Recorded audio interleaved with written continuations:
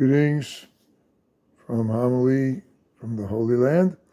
Last week I mentioned that the fast of Friday of Parshas Chukas was because of the burning of 20 cartons of Gemara's holy books in Paris.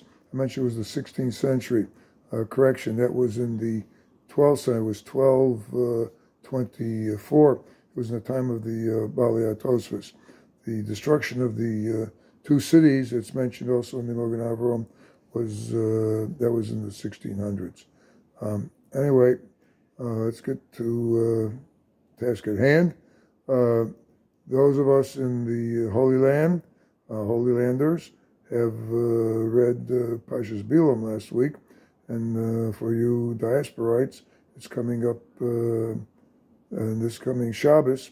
And I think it's the Barbanel asks, why did the Torah have to tell us about the Parshas Bilam altogether? When this was happening, Bnei Yisrael had no idea what was happening.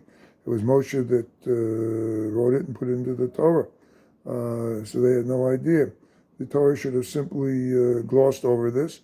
And it could have mentioned at the end that the Bnei Yisrael were naughty, and they sinned with the Benos Moav, Midian, and God punished them, and God saved them, and that was be the end of it.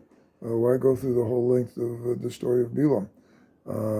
So I think it's the Abarbanel who's the one who mentions this, and that is the main emphasis of all Parshas Bilam is that when Bilam was insistent, he wanted to curse the Jews.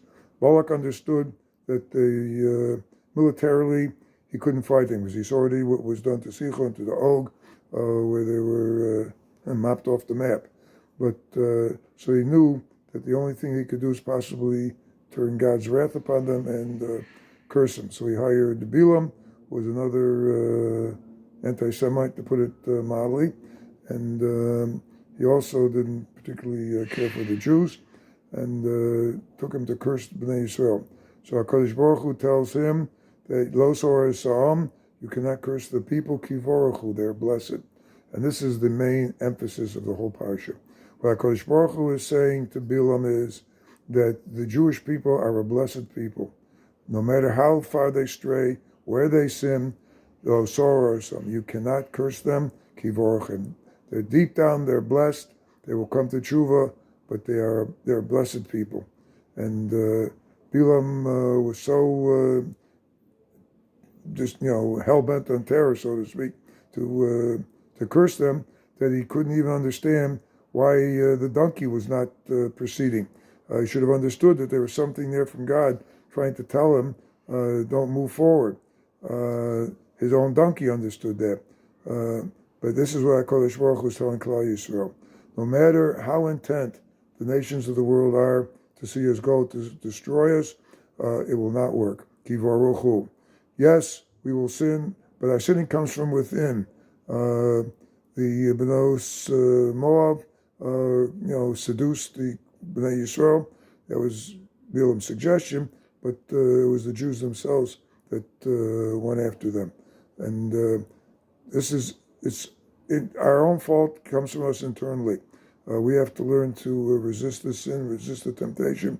But Kadosh Baruch Hu's promise to us is that the nations of the world will never harm us, will never touch us. And this is Henam Levadod Yishkon Vagoim Lo Yischashel. We're a unique, different nation. We do not get involved in the rest of the world as far as morality goes. We have to live our own way. We have our own lesson to teach to the world.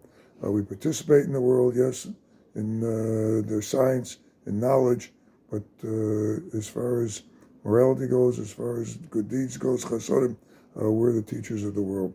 And this is the take-home message. Lo sor osam ki vorachu. Bnei Yisrael are blessed people. And Mr. Hashem, let's hope that the entire world comes to realize this, and will be zechah the Gula Shlema Mir V'Yameinu. Amen.